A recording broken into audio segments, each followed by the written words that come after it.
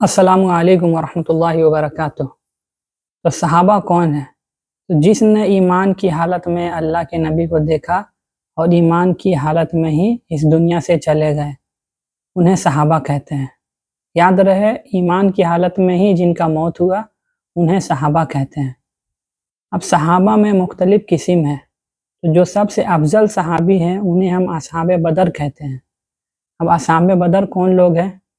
तो इस्लाम में जो सबसे पहली जंग हुई है जिसे हम जंग बदर कहते हैं, इसमें 313 लोगों ने अल्लाह के नबी के साथ मिल कर करके इस जंग में लड़ाई की थी, शरीक हुए थे। तो इन 313 सहाबा को हम असहाबे बदर कहते हैं। एक बार जिब्राइल अलैहिस्सलाम ने अल्लाह के नबी से पूछा कि ये असहाबे बदर के बारे में आप क्या कहते हैं? तो अल्लाह के नबी ने फरमाया कि ये सबसे बेहतरीन मुसलमान हैं, असहाबे बदर वाले। तो जिब्राइल अलैहिस्सलाम ने फरमाया कि फ़रिश्तों में भी कुछ ऐसा ही है। जिन फ़रिश्तों ने जंग बदर में शिरकत की थी, वो फ़रिश्ते भी फ़रिश्तों में सबसे अफजल हैं।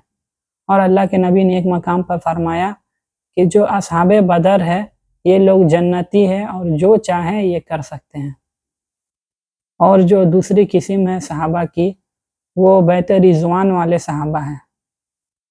तो अल्लाह के नबी एक दफ़ा अपने 1400 या 1800 सहाबा के साथ जा रहे थे उम्रा करने के लिए।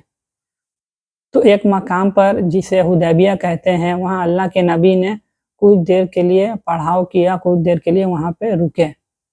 और अल्लाह के नबी ने हज़रत उस्मान गनी रज़ियल्लाहु ताला अन्हु को भेजा मक्का मुकर्रमा सफ़ीर बना करके कि आप जाएं और अहले मक्का को बताएं कि हम लोग उम्रा के इरादे से मक्का तशरीफ़ ला रहे हैं। क्योंकि उस वक्त जो अहले मक्का है वो ये सोच रहे थे कि अल्लाह के नबी अपने साथियों के साथ जंग करने के इरादे से आ रहे हैं। तो उन लोगों ने क्या किया, उस्मान गनी रज़ियल्लाहु ताला अन्हु को बहुत देर तक रोके रखा मक्का में ही।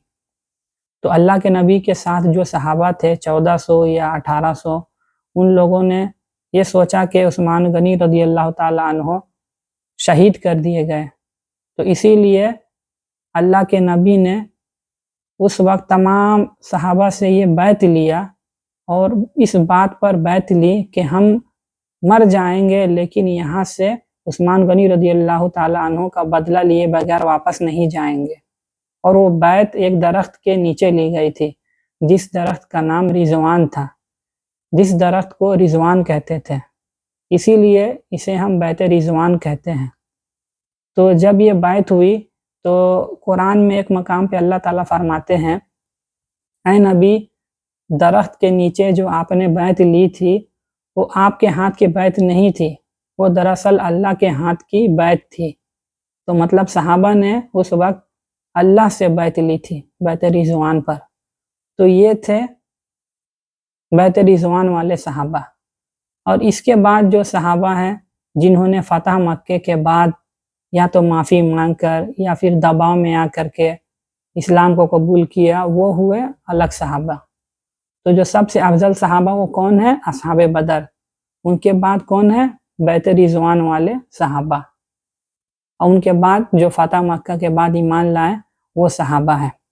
और सहाबा के ताल्लुक़ से एक हदीस आती है कि अल्लाह के नबी ने इरशाद फरमाया कि एक आम इंसान अगर उहद पहाड़ के बराबर भी सदका करे तो वो मेरे सहाबा के एक मुट्ठी या फिर आधा मुट्ठी सदका किया हुआ के बराबर भी नहीं हो सकता।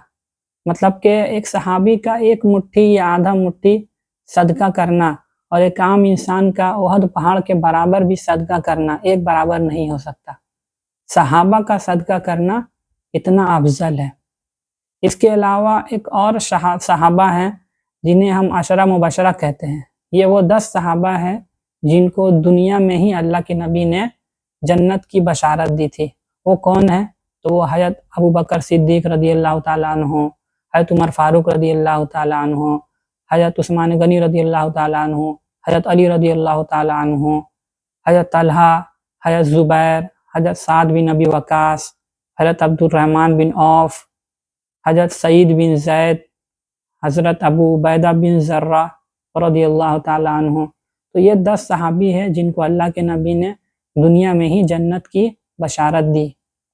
اس کے علاوہ ایک ہوتے ہیں اہل بیت۔ تو اہل بیت کون لوگ ہیں؟ تو اللہ کے نبی کے جو گھر والے ہیں خصوصی، مطلب کہ حضرت علی رضی اللہ تعالیٰ عنہ، حضرت فاطمہ الزہرا رضی اللہ تعالیٰ عنہ، حضرت حسن اور حسین رضی اللہ تعالیٰ عنہما، اور خود اللہ کے نبی اور اللہ کی نبی کی تمام بیویاں، تمام ازواج مطہرات۔ تو یہ لوگ ہوئے اہل بیت، اور جو دیگر ہیں وہ ہوئے صحابہ۔ تو عام لفظوں میں ہم اسے کہہ سکتے ہیں کہ جو گھر والے ہیں انہیں اہل بیت کہا جاتا ہے، اور جو در والے ہیں انہیں صحابہ کہا جاتا ہے۔ اور یہ صحابہ بھی وہ لوگ ہیں جن کا مقام بھی بہت اعلیٰ ہے، جنہوں نے چاہے صحابہ ہو یا اہل بیت، ان لوگوں نے اپنی ساری زندگی اللہ اور اس کے رسول کی رضامندی کے لیے گزار دی۔ تو اللہ تعالی ہمیں بھی صحابہ کے جیسا عمل کرنے والا بنائے۔ آمین۔ وآخر دعوانا ان الحمد للہ رب العالمین۔